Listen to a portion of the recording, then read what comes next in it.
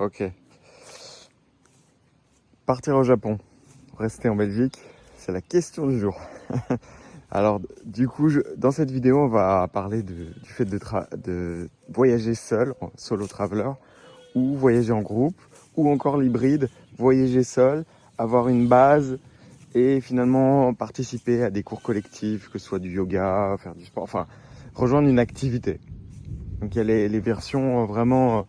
La version de l'extrême, c'est vraiment solo. Alors, ce que je trouve pas mal, c'est qu'on connaît personne, on est obligé de se reposer sur ses propres forces et ça nous oblige à finalement à développer de l'intelligence sociale, des choses comme ça, chose que j'avais pas trop avant de commencer mon périple, il y a à peu près 4 ans en Thaïlande.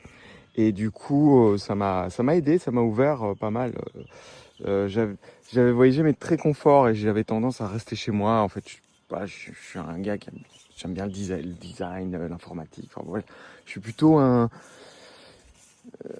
quelqu'un d'introspectif, qui aime bien analyser. Et donc, à un moment, l'action, c'est important. Et rejoindre un groupe, ça va aider, en fait, ça va faciliter tout ce qui est logistique, puisque on prend avec le groupe dans lequel je participe chaque année, ils font un voyage au Japon et ils rejoignent le groupe.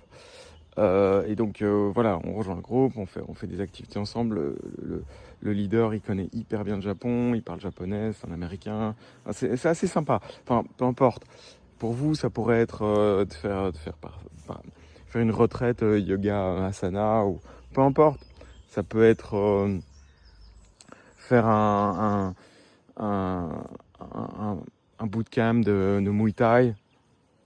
Voilà, c'est juste là, le problème de ce genre d'activité, c'est que ça prend trop de temps pour après exécuter, par exemple, du freelancing. C'est pour ça qu'il faut des business online, il faut déjà une certaine indépendance financière, ou alors il faut prendre des vacances, quoi. Voilà.